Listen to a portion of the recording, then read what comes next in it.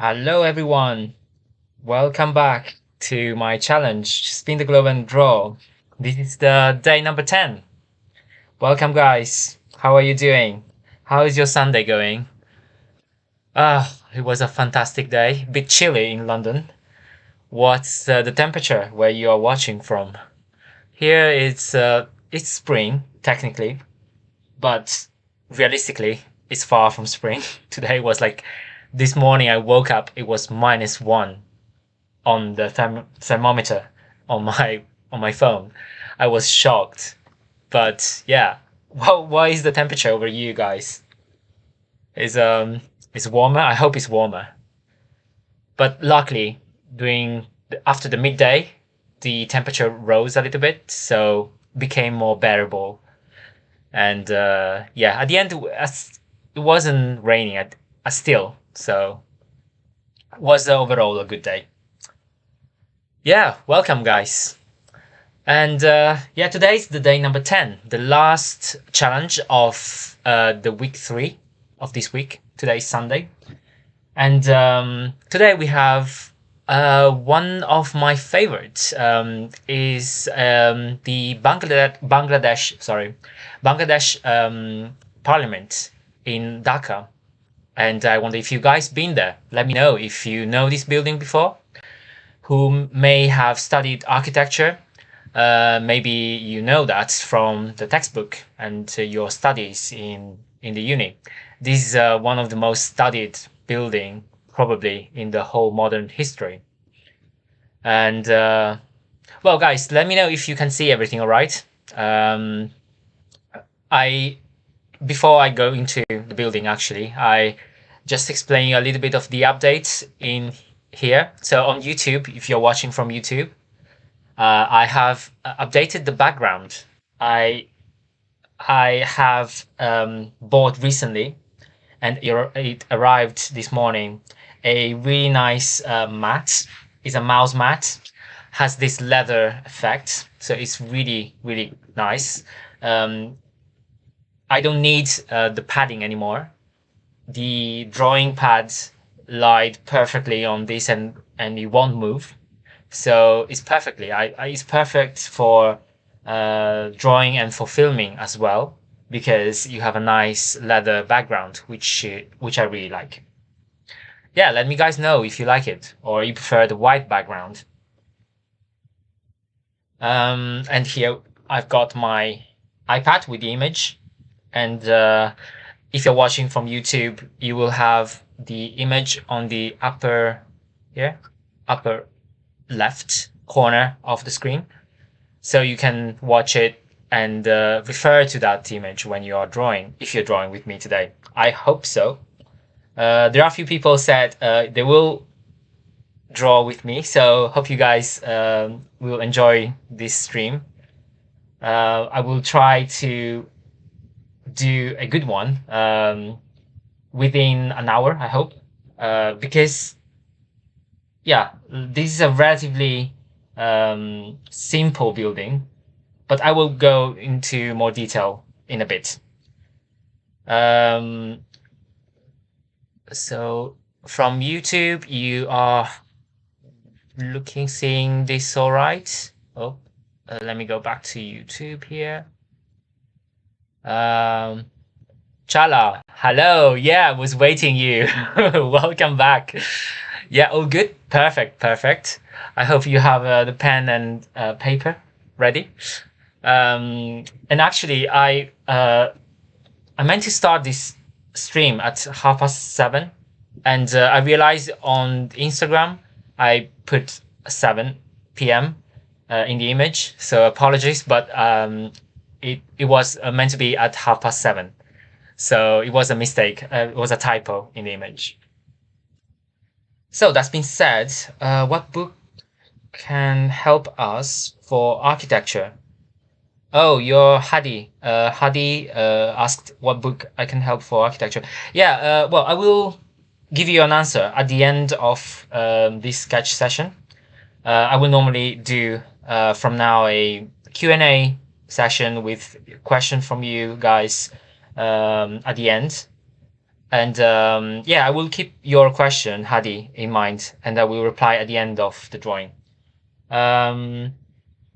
Yeah, I hope you will say at the end. Otherwise, I will write you a text. So today's building, yeah, is the Dacca, Bangladesh Parliament. Is built by the famous modernist architect Louis Kahn in the 60s. And actually, fun fact: this building was designed when Bangladesh was still under Pakistan, I think. Yeah, I hope I'm right. Yeah, Pakistan, it should be. Still 1960 was part of the Pakistan. And then when they built it, was passed then to Bangladesh, was established as a Bangladesh government. So yeah, so Louis Kahn designed this in 1961. And this is what is one of the most iconic buildings designed by Louis Kahn. If you don't know him, this guy is a serious architect guy, has so much drama. You should watch. I think they released a documentary about himself and his family, and yeah, it was a lot of drama in his life. And I won't give you any spoilers now. But in terms of his works, so this is one of his most iconic one, along with the Salt Institute in California.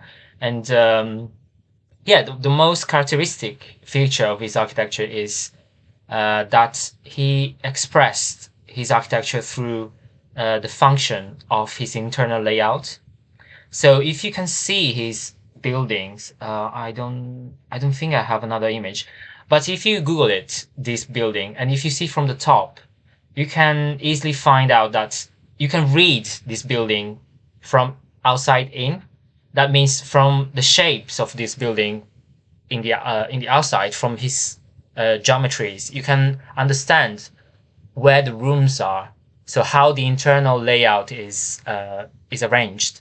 So it's quite interesting. So this was one of the most important feature that the modernist architects wanted to to express. And it was very successful in his architecture. So, without further ado, let's start the sketch of today. I'm not here for an architecture lessons, I believe, but if you're interested, of course, I can give you some answers and give you some hints to nice historical textbooks for architecture. Because I studied architecture, so I studied this in school and in university. So, and also I think it's nice to know a little bit of the subject you are drawing, almost like knowing your subject before you're portraying it. Like in Titanic, when Jack draw Rose, they knew each other before. So yeah, it's quite like changes of personal stories first, and then carry on with the drawing to make the drawing more interesting. So let's go forward. Let's not divert. The composition of today. So I really like to portray this composition as a landscape drawing. So today, for the first time, I hope it works. I will draw this in landscape because I really like how this building, I want to draw this building in his entire length, and I want to add a little bit of landscape as well. So I will keep that in mind and arrange this composition, in landscape mode. It's nice. This image actually is being submitted by Sabrina from Instagram. Thank you very much, Sabrina. It's a nice picture. I like the reflection. Of course, in most of my drawings, I always have some reflecting surfaces. And this one is like almost like a perfect mirror. And I will explain you how I do a little bit of reflection on water as well. And there is not much reflection in architecture. I think the next one I will choose some architecture that has some glazing. So you guys will know how I do reflection in windows as well. And I really like this portion of landscape that cuts this building as well. So normally this building is almost viewed in his entirely length. So the shape is almost like fully revealed.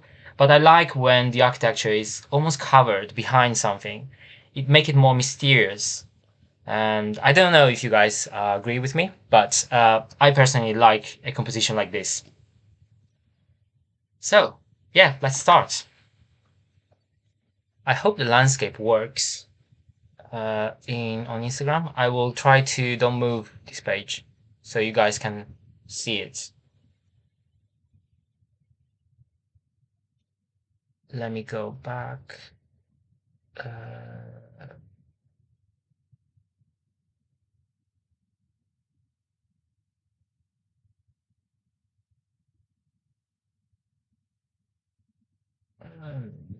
So I'm here. Clarence Lee, I can see from YouTube you are joining me. Thank you. Thank you for joining, Clarence. Charla, are you ready?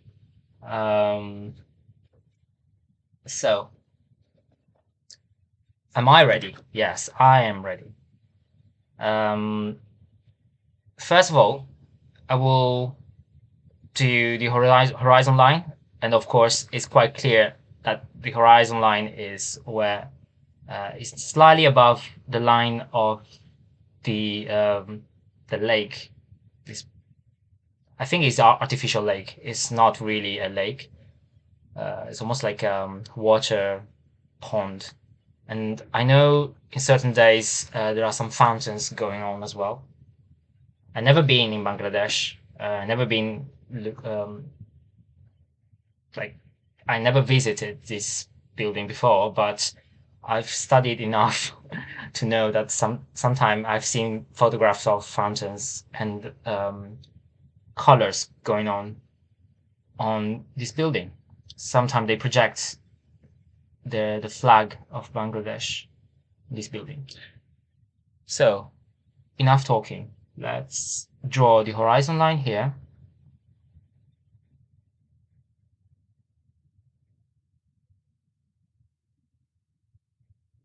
It's been a while since the last time I draw anything in landscape mode, so I'm a bit rusty,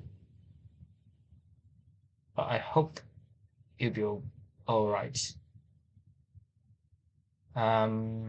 Actually, I know I already draw the horizon line, but I want to put slightly lower. I think it's fine. I can cover this horizon line somehow. Yeah, it's fine. And I want to put this architecture. I hope you can see. I want to put this architecture slightly in the bottom half of the image, and I want to put that not in the middle, but slightly on the left. Sorry, on the right. So this building will be on the right third of my image. I will leave some landscape here as well.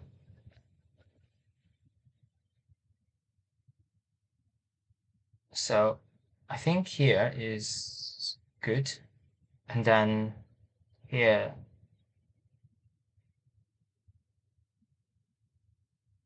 Yeah, maybe I will leave even more because I want to put the title here. So I want to put the building like here. I think that's all right.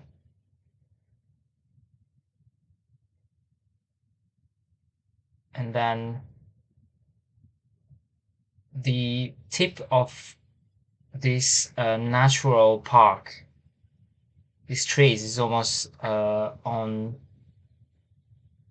is almost covering 2/3 of this building. So if the building is like from here to here, 2/3 is roughly here. So the landscape is going to cover this part of the building. And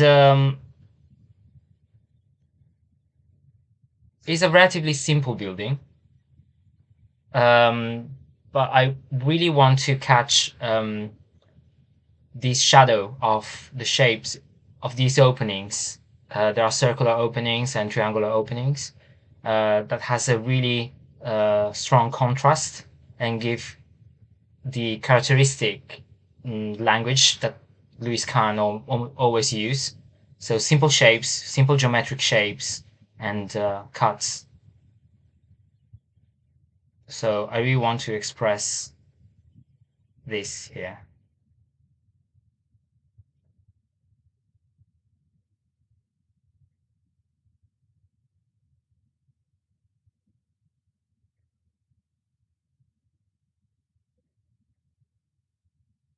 And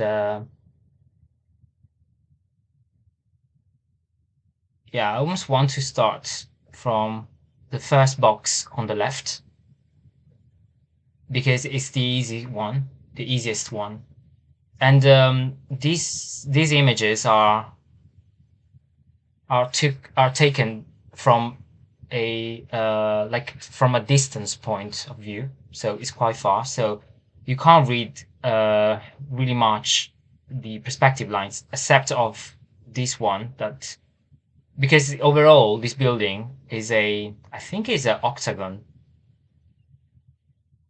It's basically two squares rotated 45 degrees and overlaying, from what I remember.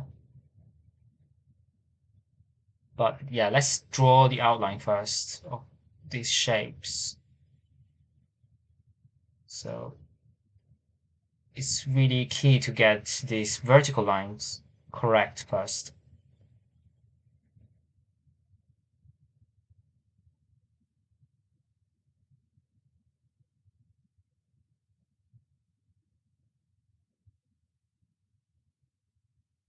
you can use the propulsion to navigate through these shapes. So, for example, um, the box on the left is like almost 1/3 of the box on the two shapes, rectangular shapes in the middle, and then the one to the end is roughly covering the last third of the image. Sorry, the last third of this building. Yeah, if you look this building from the top, from the plan, um, you will see that it's very interesting. Each of these boxes actually uh, covers a function of this building. Like one is the office, the other one is the like reception rooms, and they all have a function by their own. They're not just randomly placed in the building.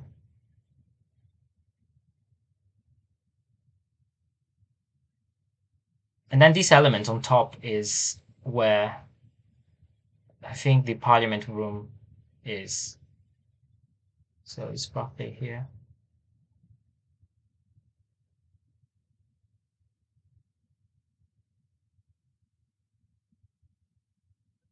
So I just roughly place these shapes in here, and then I can fine tune them a bit later.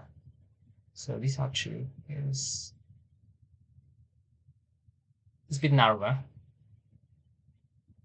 Don't worry if you make mistakes in this stage. You can change them later. As you can see, I'm drawing with the back of my nib, and I'm doing this because when you're using the back of the nib, the line is thinner than the normal side. So when you draw over with the normal side, you can cover it quite easily. So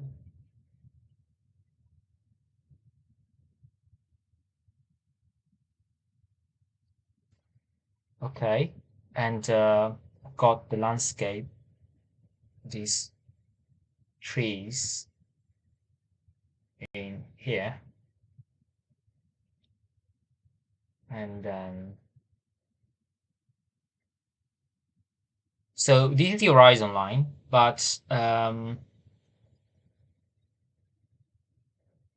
the actual line of the water is below it because the who took the picture is standing above the surface of this lake.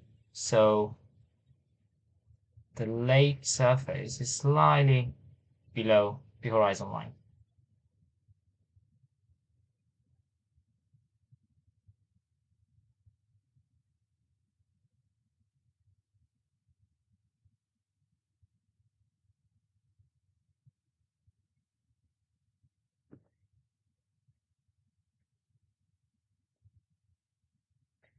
Is anyone watching today from Bangladesh or have been in this place before? I'm really curious to know what is the like the impact on the viewer of these buildings, because it's such an iconic building, and sometimes this building is like almost like a spaceship landed on in like somewhere. And do you feel it's well blended in the local context on the landscape, or yeah, well, I'm curious, always curious to know what is the personal experience of who has been there rather than just studied them on the book. And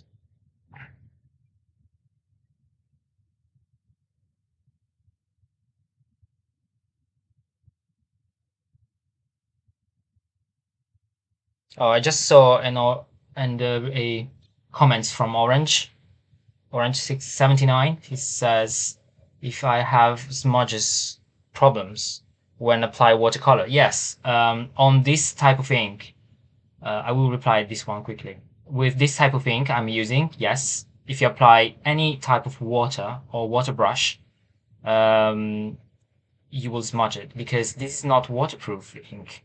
But you can buy waterproof ink, like the carbon platinum ink from Japan. That is a quite good one. So yeah, you can try to Google it. So now I want to, well, before that, let me just quickly draw the bottom line.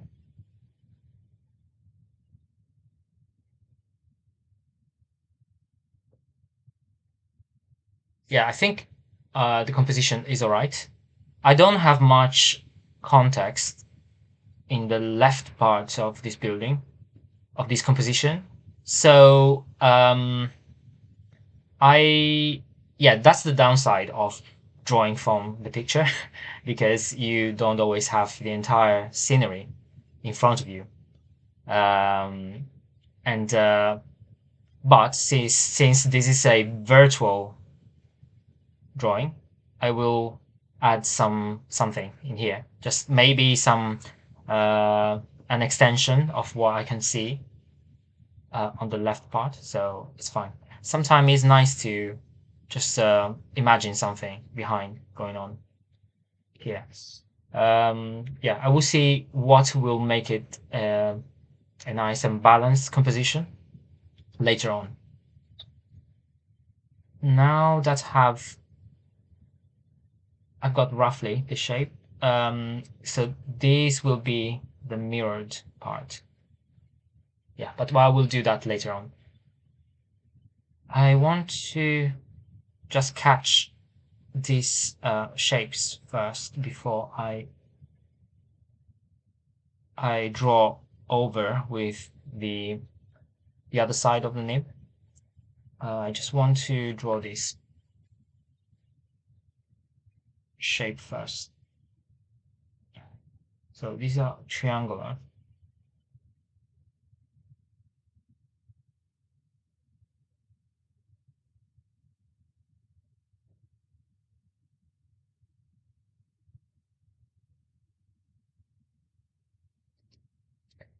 I think these shapes will this shape are basically the key elements that makes this building recognizable. So normally when I draw architecture, I always try to understand firstly what make them recognizable,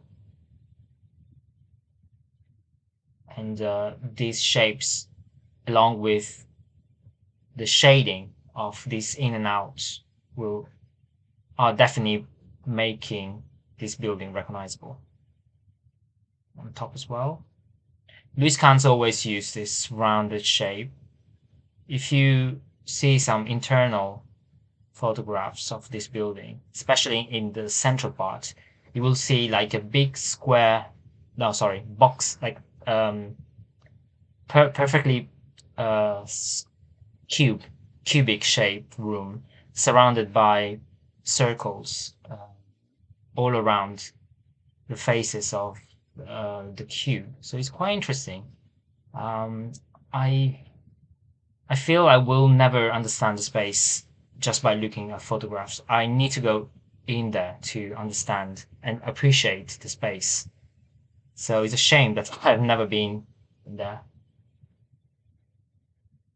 Okay, here is fine. I will use the right side of the nib, the front side, and let's add some detail.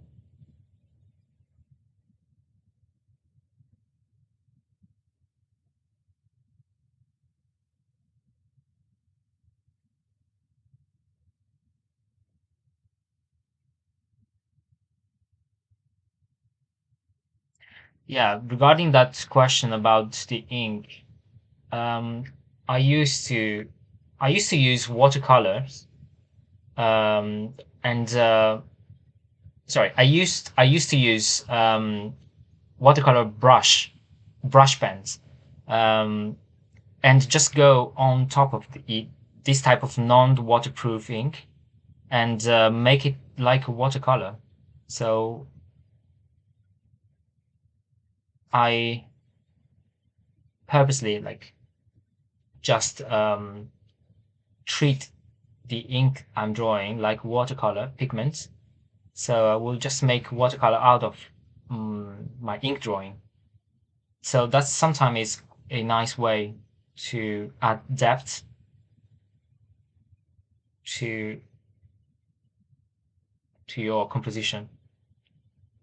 Because when you are smudging the ink, the effect is you will create a darker and more uniform um, shading.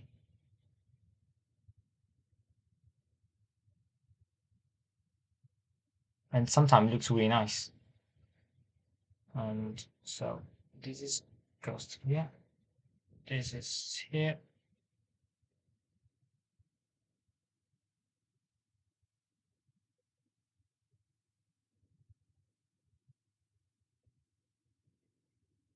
And then there is a small gap here. And then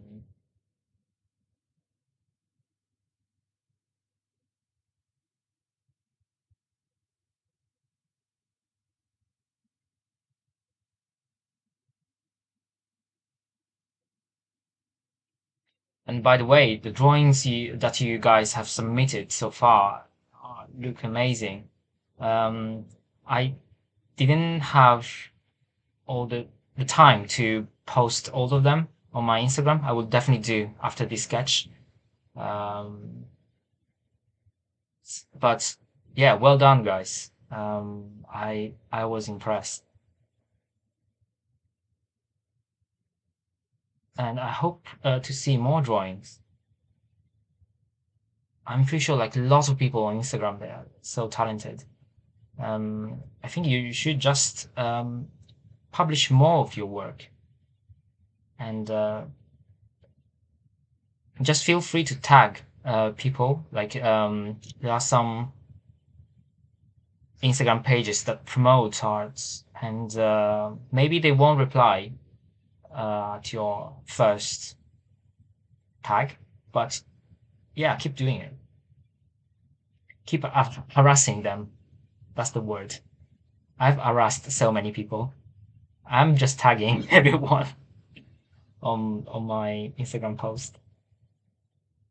And now it's quite strange. I don't know if you guys have that problem, but now if you tag someone in your post, it will go into your direct messaging screen. So you basically are direct messaging um, people that you are tagging. So I don't know how they will look at that. So the people, for example, if I tag Apple, will they see as a private messages coming from you? Just you're saying, hi, I want to tag myself to your page. Thank you very much. I don't know how does it work, but yeah, I just don't care. I just tag them, and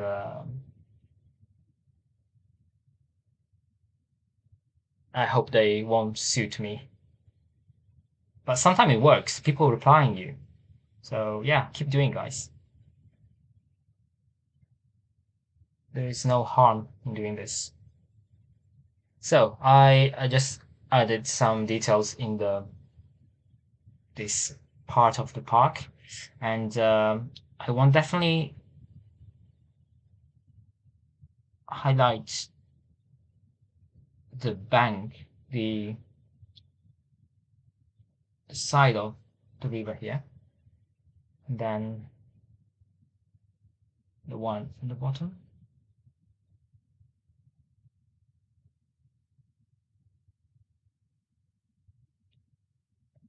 So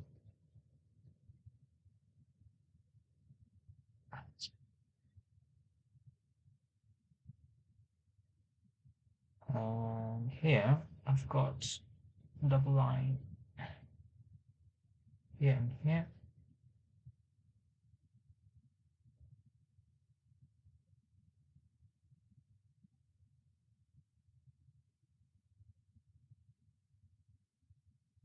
And then there is a tower type of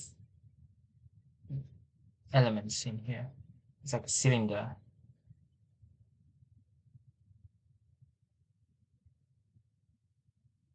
This building looks really like a castle, and the fact is built around, so with some water feature around, it looks like the trench around the castle. And I think, yeah, I think Louis Kahn wanted to give a very solid and almost like um like a how can I say that?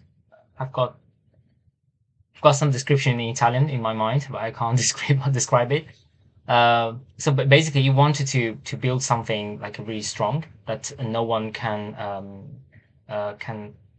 conquer it. So basically, it won't be corrupted basically by the other people. So because the national parliament should be something that has his value and should be like a castle, like will will won't let any corrupted politician basically be inside this. So it's a really strong image, like a castle. I think every parliament should be like castles without letting any corruption go in. And yeah, I think that was the idea. So on the top,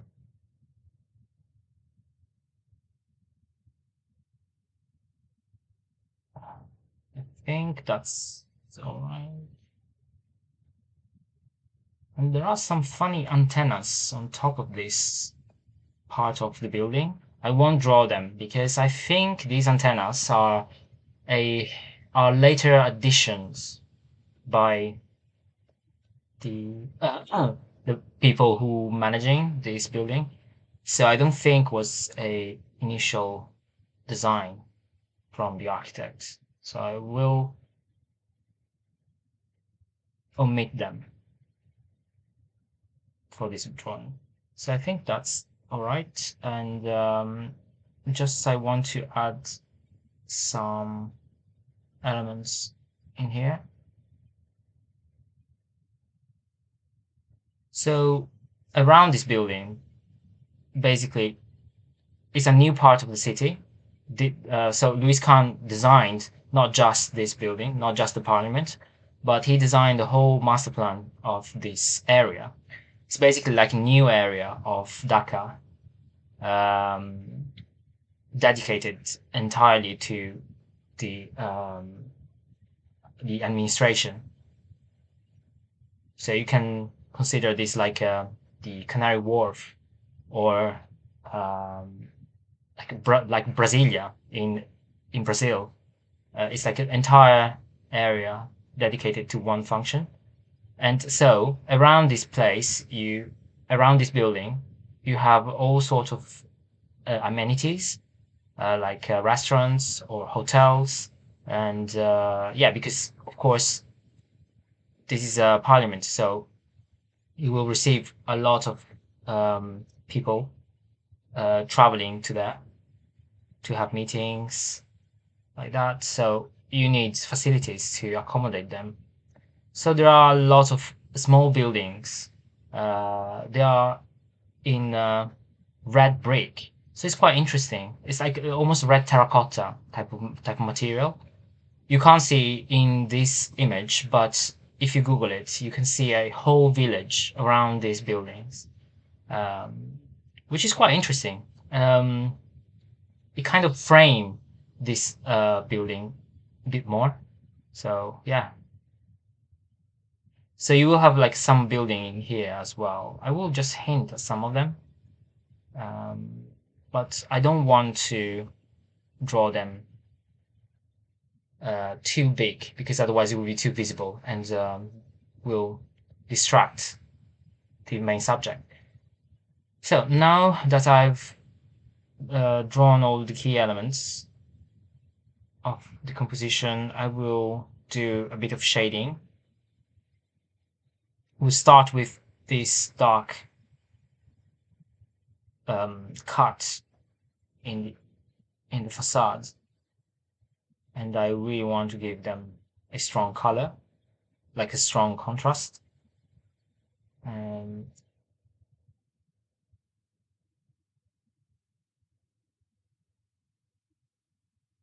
So these openings are not actually, they are not windows.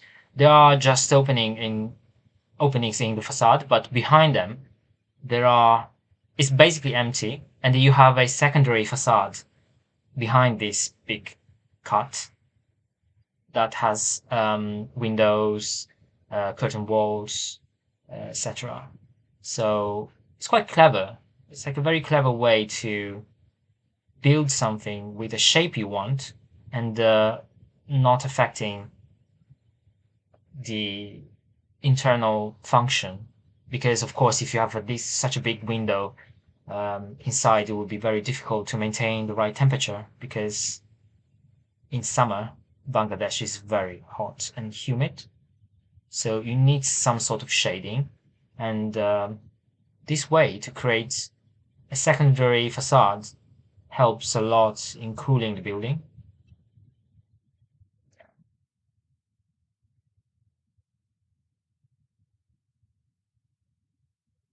Yeah, some architecture insight.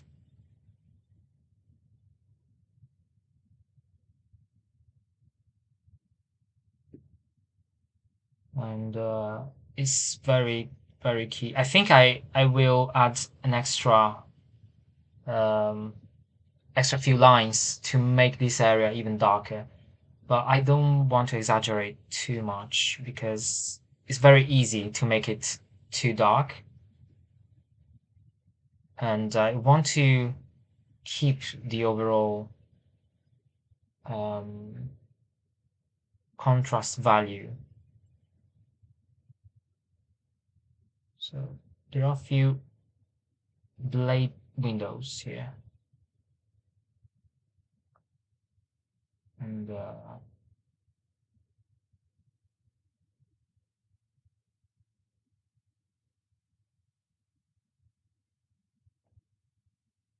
these are all really nice shadow that can highlight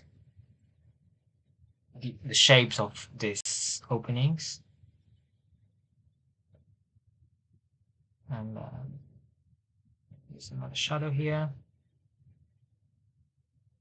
This shadow is perfect because it can highlight the shape of this box underneath.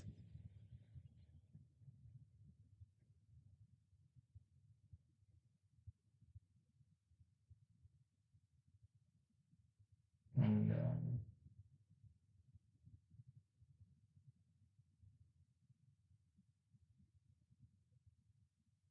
yeah.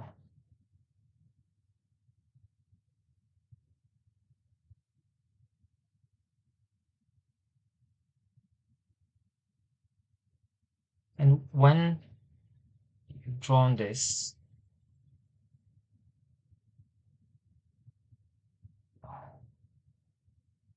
and actually I've got a few more shapes here. So when you've drawn this, I think you can then add some details in the facade, like in the material of the facade, because the other feature of Louis Kahn's architecture is the texture he gives to the cladding of his walls. He normally uses this brutalist concrete, you say, with this white join if you can see this picture, and if I will try to zoom, but it's not very high res image.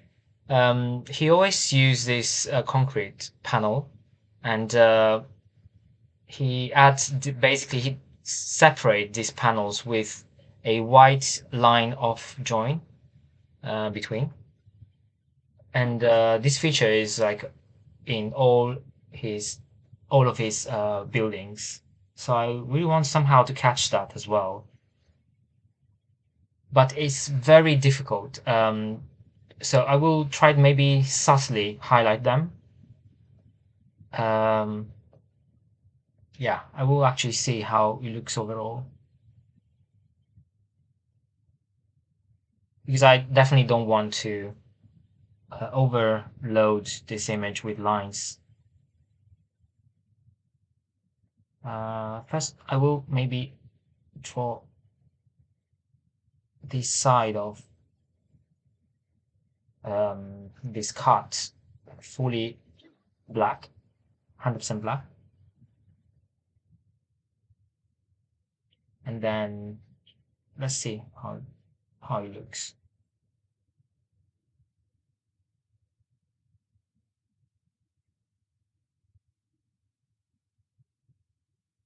Yeah, sometimes you don't have the answer straight away. You have to try and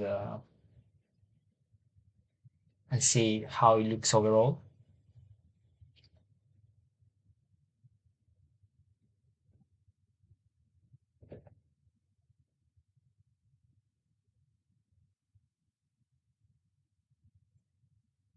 And it's key to highlight all these parts that is fully black. That helps to distinguish the different shapes. I think so right here. And this is a cylinder. There is this tower, like cylinder tower type of shape.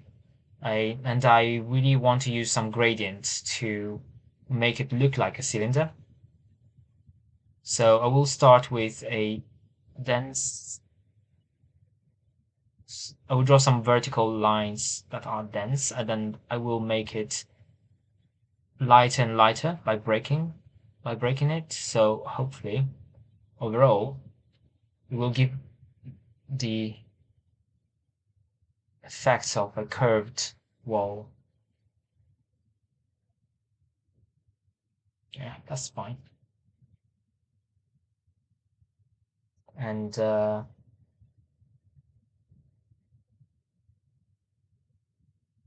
we'll add some more dark line underneath here.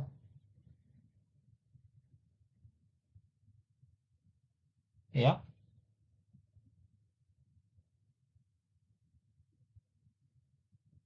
Okay, I think I'm quite happy about where this shading is going. So I will leave for now like this. It's key to highlight more. The upper left of these shapes are key because they will give more definition to the openings. And it's also important to catch the reflection in the right way here as well. But I will do this later on. I will do the trees first. So trees, it's key to draw some shading underneath the crowns of these trees, and leave the top part bright.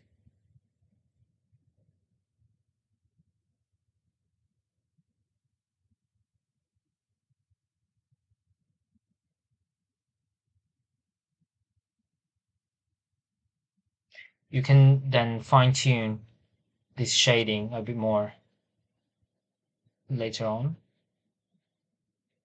So far, I want to give the idea of the roundiness of this crown by drawing some hatches at the bottom.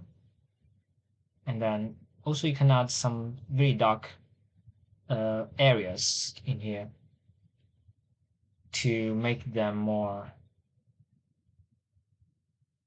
um, more contrasted. So oh, there are something going on. There are some fences in and some maybe they are what are they? Probably they are fences, but I don't want to draw too many things in here. So I will put some bubbles. Bubbles normally means, in my drawing at least, means there are some activities going on. There are some lights or people or playground. Um, like when you see bubbles, it means like, oh, something's going on in this area of the drawing. So I often use this trick just to add some point of interest.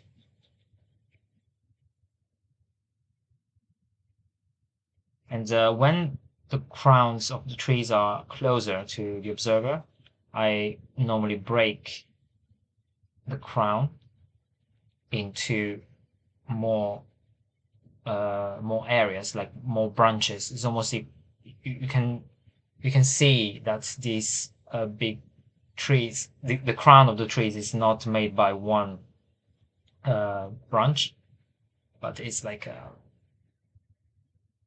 a composition of different branches. I think that's enough.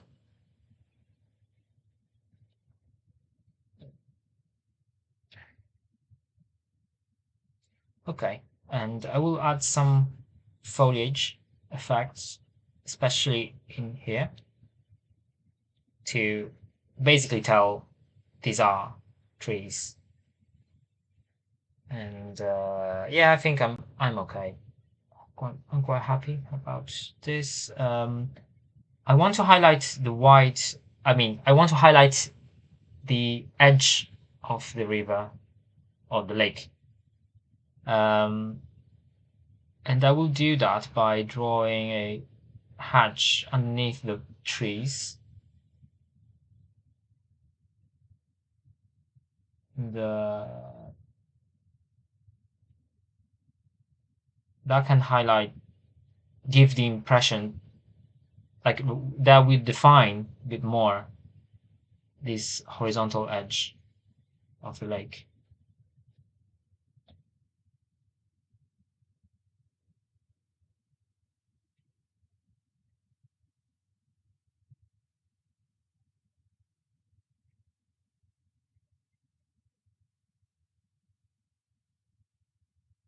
And I will add some dotted line as well, dotted dots as well. Uh, Here,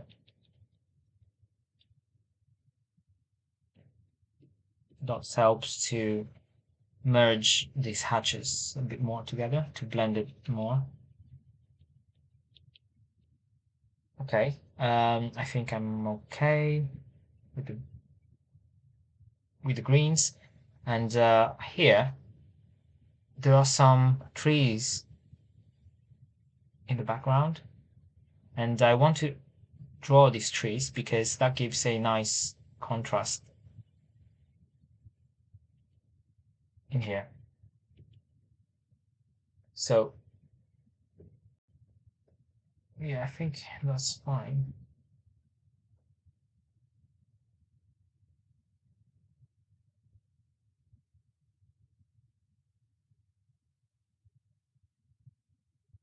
Okay, I'm quite happy about the the part above the lake, and now I want to add some reflections on the lake.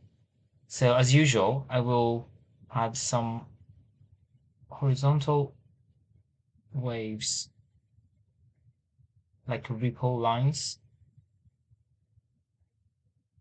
every now and then.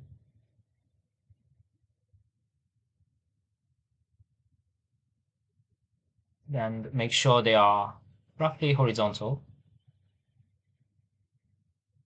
Horizontal ripple lines suggest that the lake is calm.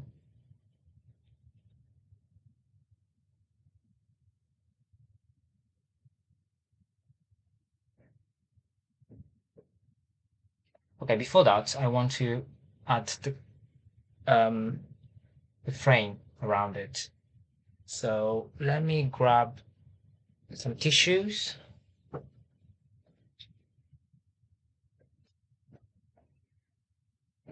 I'm back. And the tissues are important to not smudge the ink on the right where my hand is. So I want to fully frame this scenery. Yeah, I think I want to do that. So I will start from the left.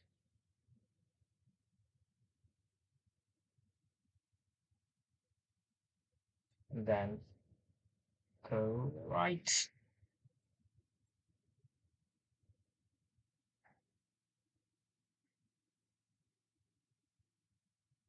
Actually, I want to draw some more bubble that is outside from the frame. And then I will draw the bottom frame.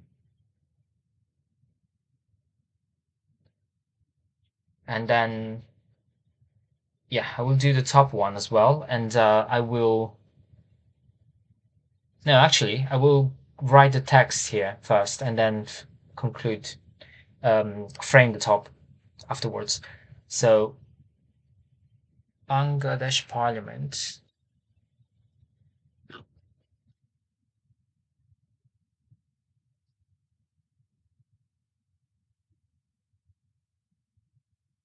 National Parliament House. This is the official name. There is a name in Bengali as well. It's called Yatia. I don't know how I should read this. Jatiya Sangsad Bhavan means National Parliament House. So I will go for the National Parliament House version. So I will write National Parliament House. National Parliament House.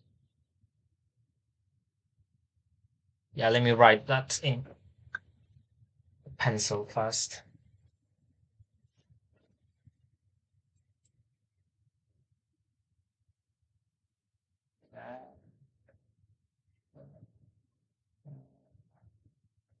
Parliament House.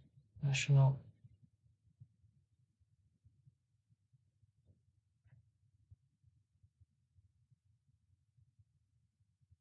No, Parliament is too long. It will cover too much. I think I will write in here.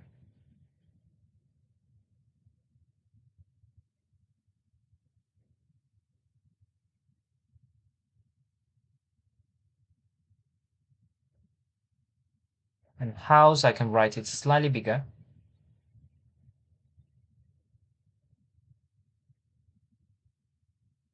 And in Dacca, the Dacca is Dhaka.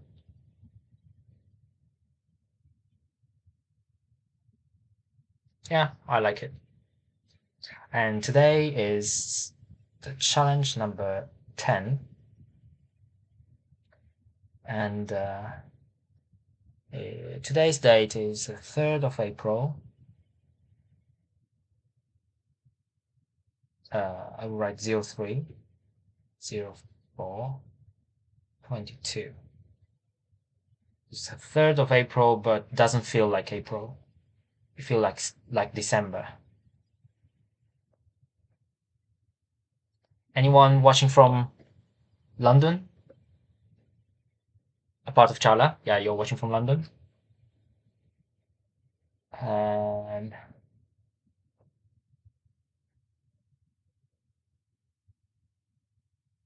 yeah, and then I will put the horizon line, the last. So National Parliament. Oh, before I go over with ink, let me just double check the title. And guys, let's check together because the last time I totally messed the title up. and that was Italian as well. So yeah, I will double check with you guys before I go in ink. National Parliament House, Dacca, Dhaka. National Parliament House. Yes, looks all right.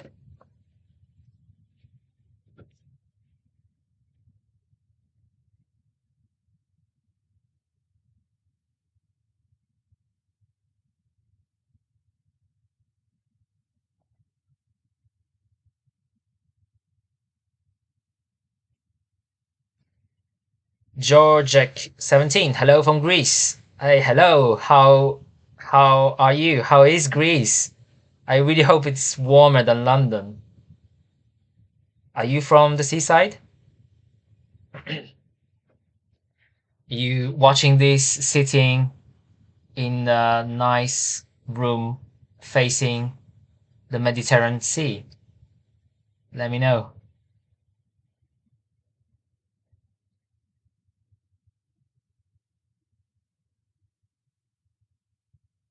National Parliament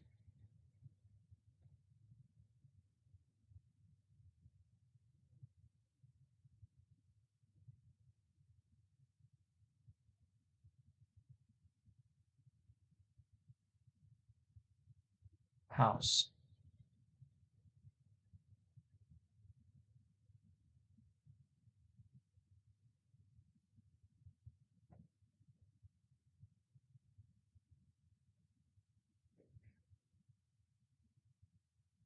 Dot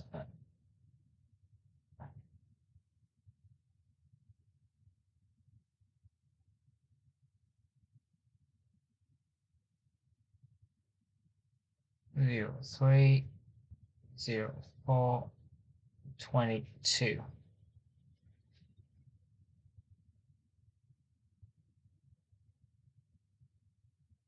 Let's frame it. Done. Yeah, let's add some details in the text.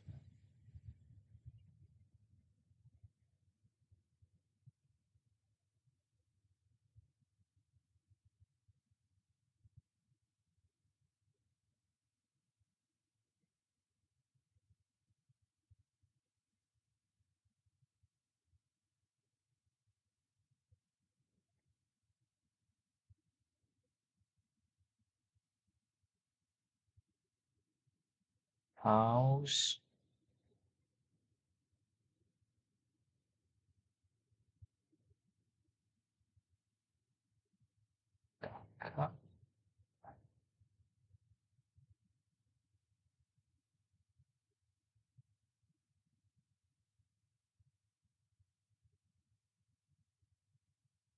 There we go. I will add some horizontal line to the text.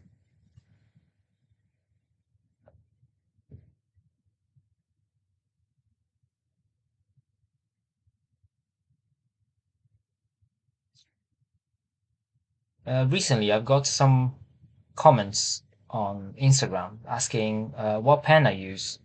Um, well, I've always put the type of pen in my description.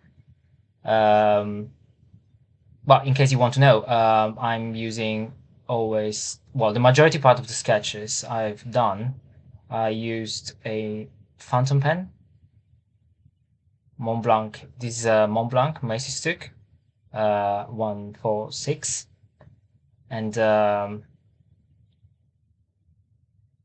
well, it's a fancy pen. It's a fancy fountain pen, no doubt. But it's quite expensive, but it is really a good pen. I really love to draw with this pen because of the consistency of the ink that you can release. It never failed. Well, so far, never failed. But yeah, I really like the consistency of the nib. Normally, golden nibs perform better than steel nibs, but it's just because gold is a more durable materials, and steel nibs can maybe get a bit rusty, so it doesn't release the same amount of ink every time. I had two Montblanc Meisterstuck, and I really like drawing with medium nib. I've got another one with fine nib, but I find medium nibs are better for smaller drawing format. Like this is A5. I think A5's drawing on A5 is better to use a medium nib rather than fine nib. But if you want to go smaller than this, probably medium nibs starts to become too big, like it's too broad, and you need to be very careful about every stroke you do. And yeah, I find drawing on this type of format, I found really comfortable with the medium nib. Yeah, so just in case you guys want to know why I'm using this, let's put the signature.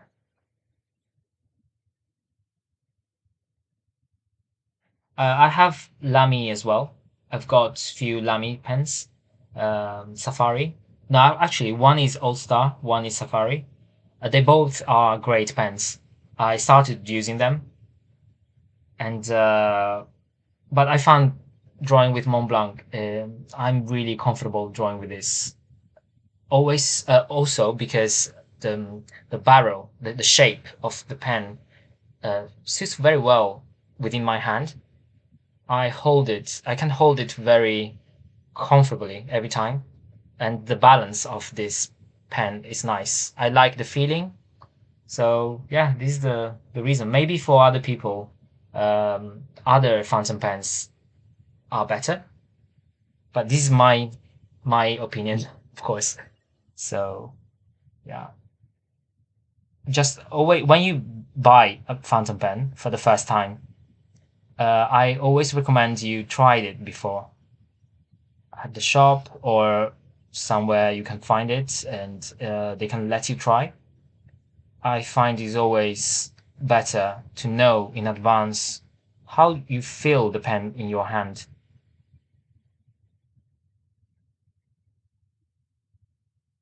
I've got some Twisby as well. I used to have a Twisby VAC 700R, which is a piston, vacuum piston pen, and it uses a really interesting mechanism to suck ink from the bottle into the reservoir inside the pen.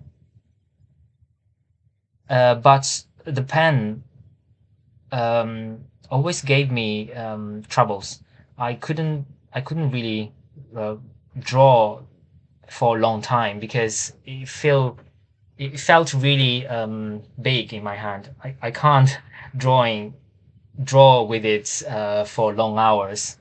But with Montblanc, in particular the 146, this size is perfect. This is perfect for my hand, and I can draw with this pen for hours. I can draw entire day if you want, and yeah, my hands will be fine.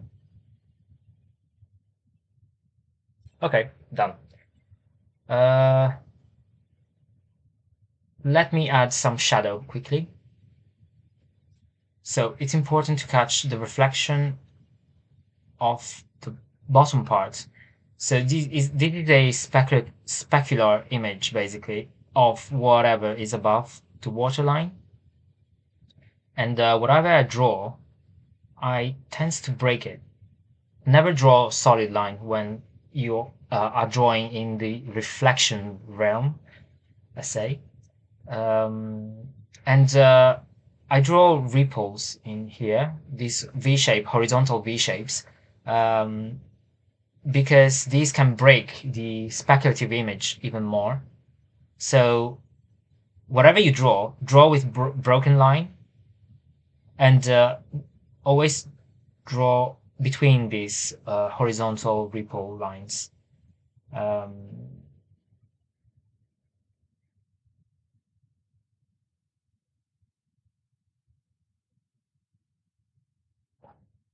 Yeah, like I've got another here, maybe another one here.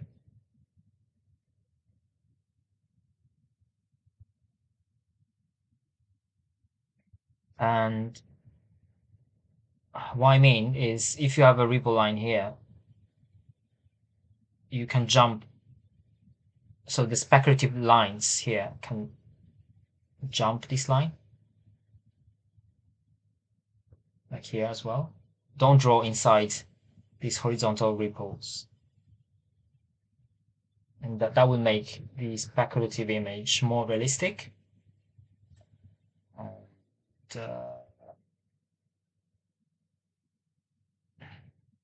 let's draw the shape of this element as well.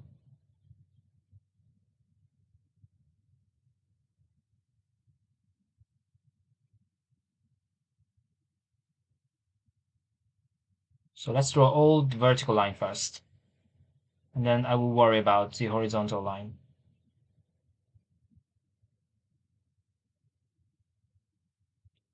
So let's jump where the ripples are.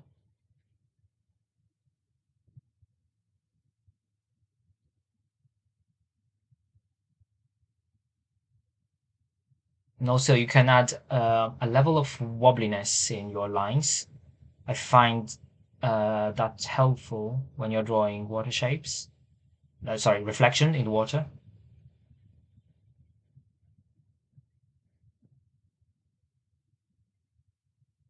That gives you the effect of something reflected.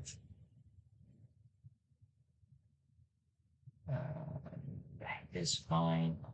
The key is also to keep an eye on the length. So the speculative image has the same, basically the same shape of the real image. It's just reflected.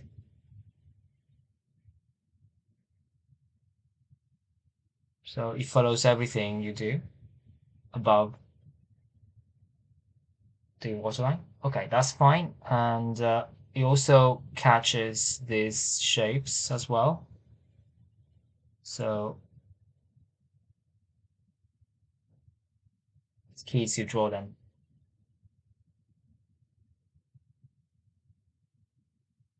Always in between the ripple lines.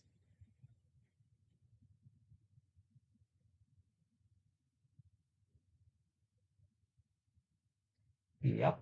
So I've done this one, so the triangle here as well. Mm.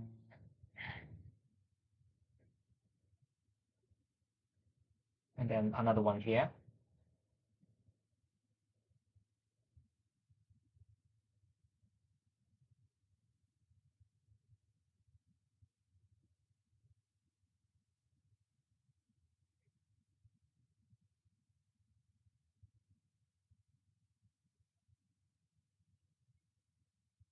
And on the top here, you have these elements.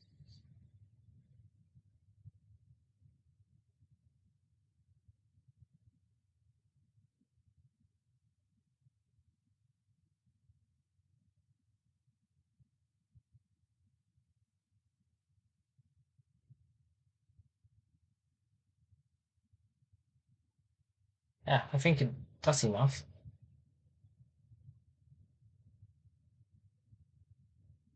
And then you have the landscape here. I want to catch some shadows as well.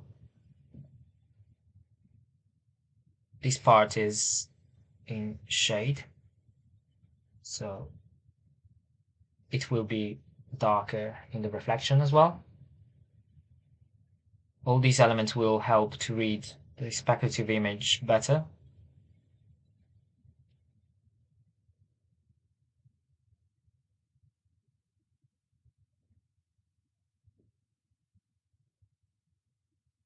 And in here as well, I will.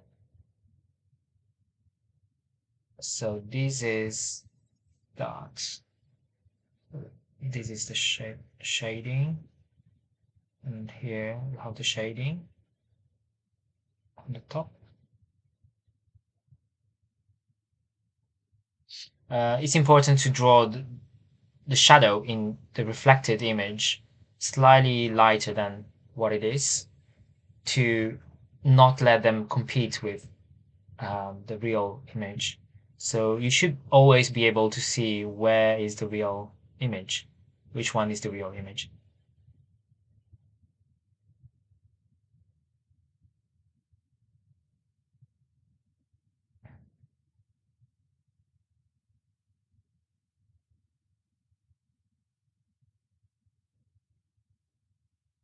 And then we have some shading in here as well, underneath this circle.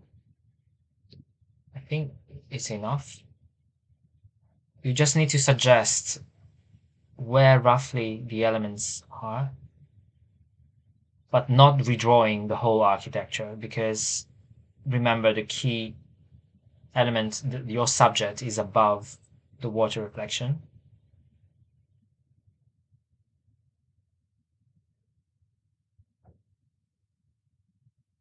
Always between the ripples. And then you have a shadow gap in here. Nice. And that helps to read these shapes better.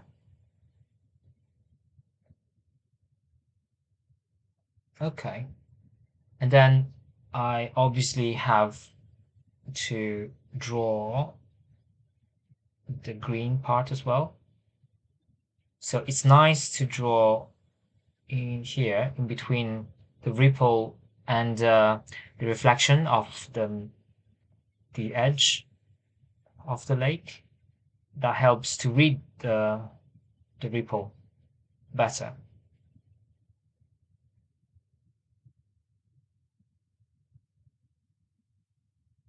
And I think here I want to draw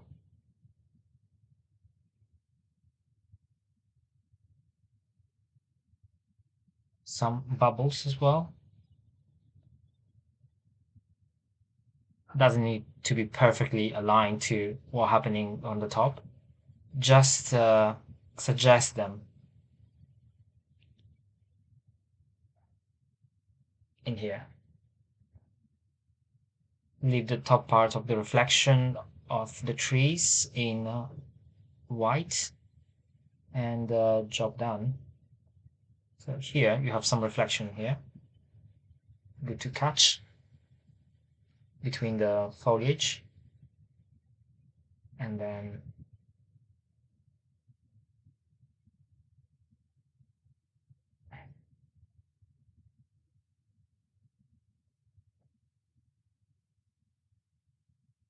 I think that's enough. Don't overdo the with the shading, because otherwise it'll be harder to read the sketch. What I want to suggest is just this is a lake, and the real scene I want to focus is above it. And I think it's pretty much that. What do you guys think? And maybe I want to add some details. And I've locked my iPad. And I want to draw something, the sky. Guys, guess what I want to draw on the sky? Have a guess. I think you should all already know.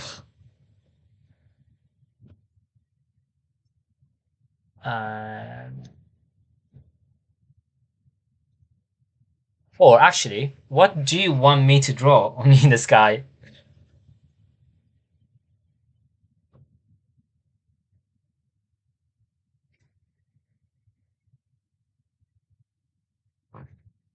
And I will draw something else first. Here, I want to draw some shading in the landscape.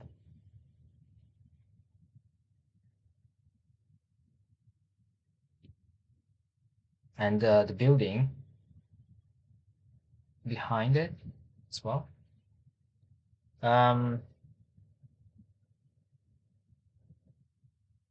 Cloud. Yep, that could one.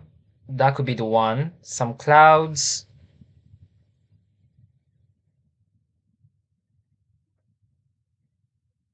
In the sky. Sunny colors art. In the sky will be lines and dots. Yeah, of course. You will have that as well, I think. Um, in here, the image is quite plain. There is not much happening in the sky. It's a boring sky. But I will make it more interesting by adding uh, Valmont 882 said Gabbiani, which means seagulls. Yep, seagull could be some birds and clouds. Yeah, I thought you will ask for some. Uh, Charla Gervais says, Sooty Falcon. Yeah. Um, I need to check if Sooty Falcon is the national birds of Bangladesh. I don't want to cause troubles among my followers. I will keep birds so far for this time. I will keep quite vague, not going into much details. I will definitely do birds, and thank you guys for suggesting me other alternatives. Yeah, I was thinking you guys will say, oh, maybe some airplanes or balloons. Yeah, I was prepared for balloons, but let's do let's keep it standard. Keep it low for today. Oh, the painting farm wrote a magpie is the national bird of Bangladesh. Oh, thank you very much. I want to know what a magpie look like. I'm really terrible in drawing, like in recognizing and naming animals. Magpie, magpie. If it's something recognizable when they're flying, I can definitely do that.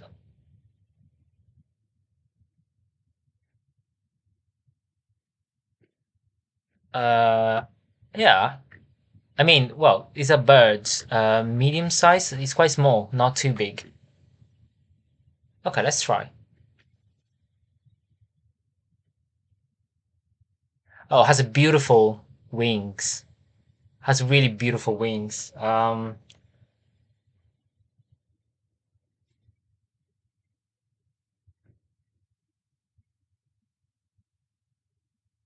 Yeah,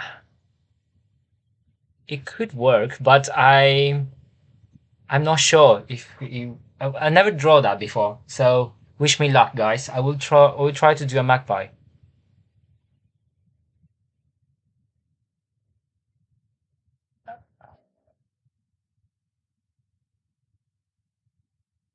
I'm drawstring ink. Oh no, no, I will mess this up. Let me let me try to just understanding the shape. So it has a quite big wing and uh, and a really long tail like that. So I think I can maybe simplify it a little bit because the wrong thing to do in this sketch is to draw like every detail of these birds, although it looks really nice. But I really want to simplify it somehow.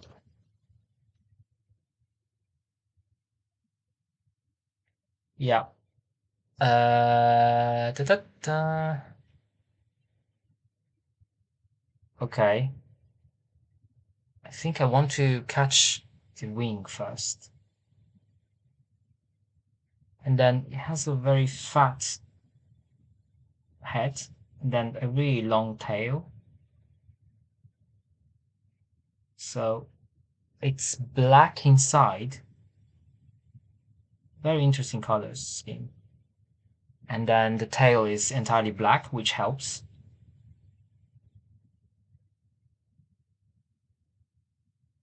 How do you think, guys? What do you think, guys? Um, looks like a bird. Yeah, the head is black, and I don't want to draw another one too big. I want to draw a few smaller one in the background.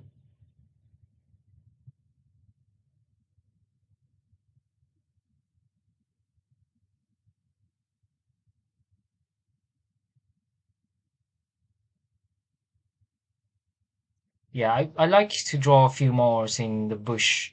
I mean, sorry, bush in these trees, because this will suggest that they are actually living in the park, and they are just flying away in like at the end. If you simplify it, it will look like a T shape. I think that could work. T shape. Yeah, yeah. Learning every day. I learned. I just learned how to draw a new type of birds.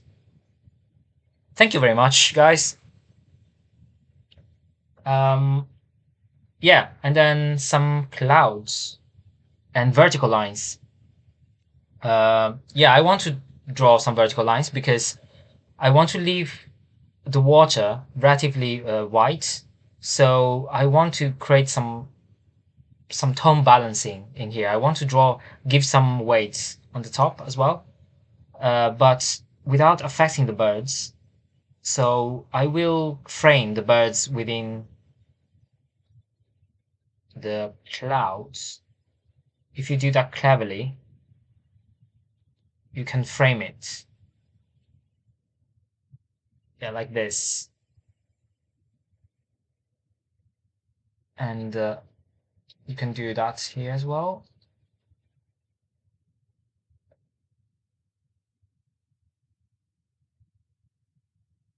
Actually, yeah, we'll do like that. So I don't want to let the sky touch this building. So let's try.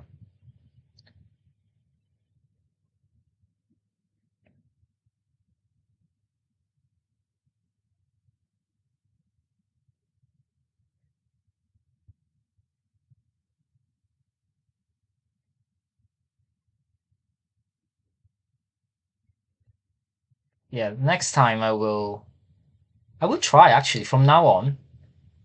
For every drawing I do, I will try to integrate some local uh, flora and faunas.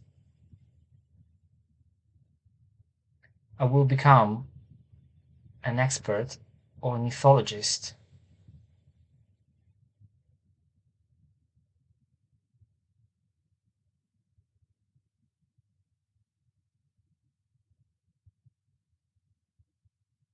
Guys, next week is the last week of the challenge. And but if you guys keep submitting your locations, uh, I'm really keen to do another one very soon, another month of challenge. I will have a break and then come back.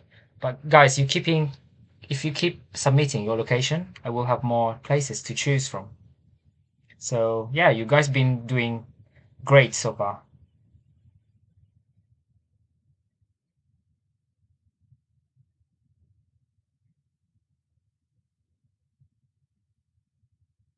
I want to add some. Yeah, I think here is fine. Uh, it looks like something is burning. Looks like a fire accident somewhere in the background. But I think it's fine. It's quite cool. It's quite cool. I will keep it. I don't. I think leaving a bit of gap, leave bit of breathing space to the architecture. So and then the birds is highlighted in the sky.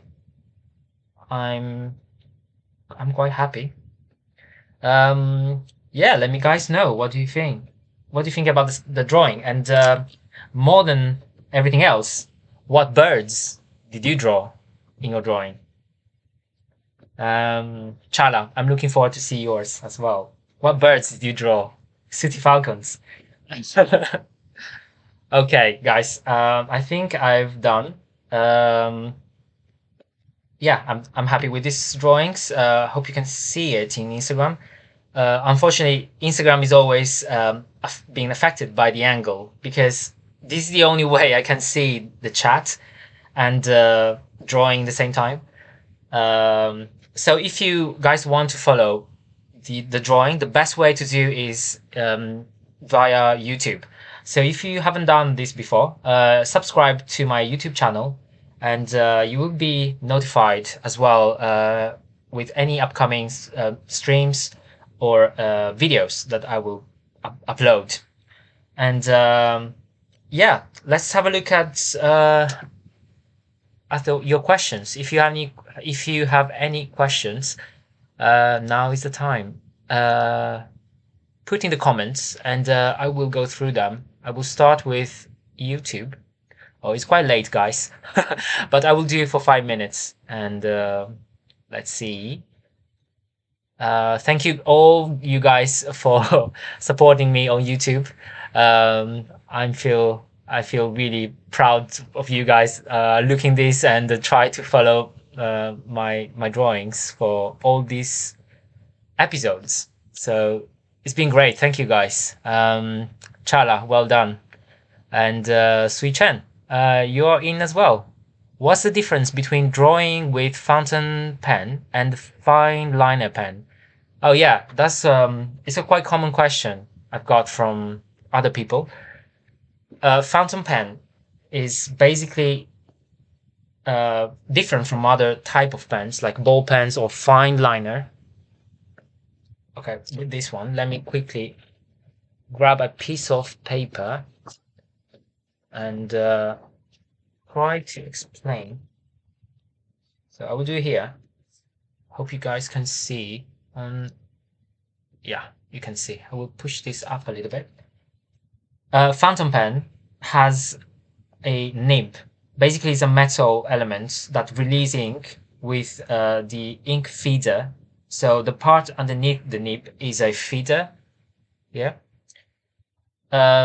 Basically, the feeder has the job to load the ink from the reservoir to the nib, and this happens just for the fountain pen at least. This happens via releasing with the gravity the ink through the feeder, and the ink will come underneath the nib, not on the top, underneath the nib.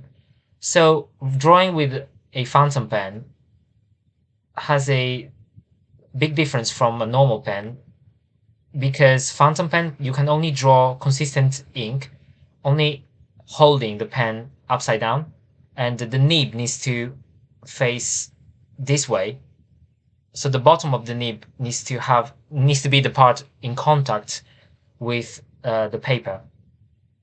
If you draw on the other side like this, you will release different amounts of ink, or not ink at all.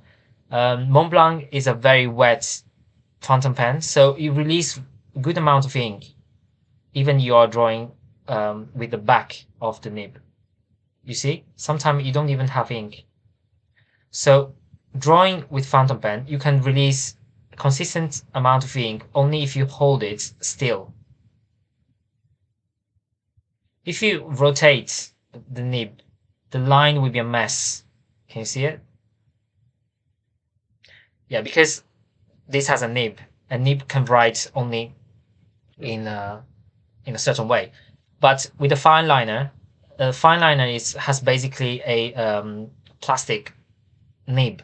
Actually, I forgot the material. It's not plastic, but it's basically a tip, like a ball pen, and it's basically impregnated with ink, like all around, with pigments. Actually, it's not ink; it's pigment, all around the tip.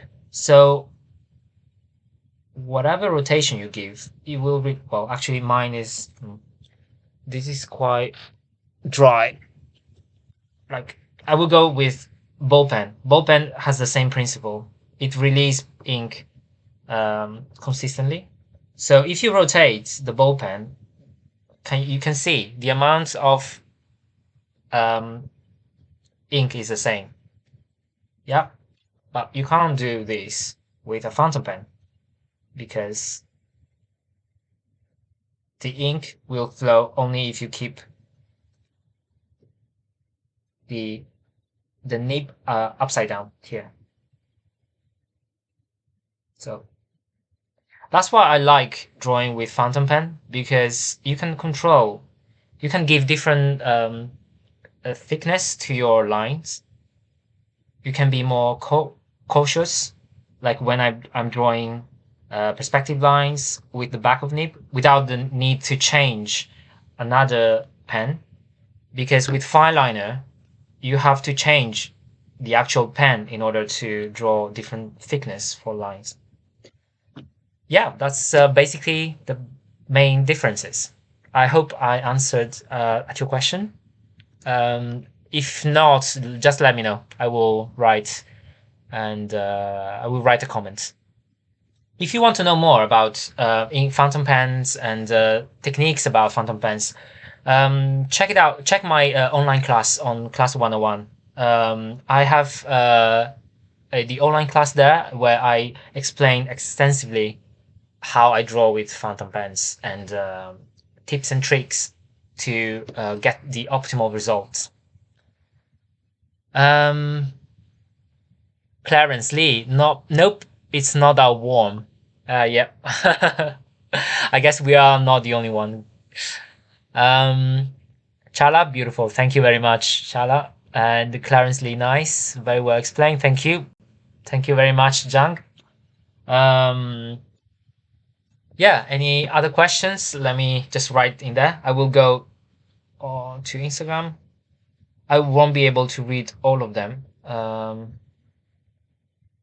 But let me go. What is this? Yeah, the request to join. Unfortunately, I cannot join in this month of challenge, but I will definitely consider to do a cooperative drawing challenge soon. Thanks for sharing. Thanks for sharing. Valmont, when do you come back in Milan? Soon, Valmont. I should be there in April for after Easter, the week after Easter. So yeah, I will let you guys know. And love from Bangladesh. Yay. Peace. The painting farm. Have you been in the parliament? Do they let you in? Like, is that visible from for tourists? Can you get in, or is like off limits? And thank you very much for suggesting the birds. Sunny Colors Art, nice, nice. Is by Japanese architect, is it? Isn't it? No, it's Louis Kahn is American. I think he has a Jewish. He's Jewish. Then he migrated to the USA between the war, I think. But he's American. He's from United States. And but I know what you mean. It looks like the concrete, the way he uses the concrete. It looks like maybe Tadao Ando. And I hope someone will submit something from Japan. I would love to draw some of his architecture as well. And any question, let me know.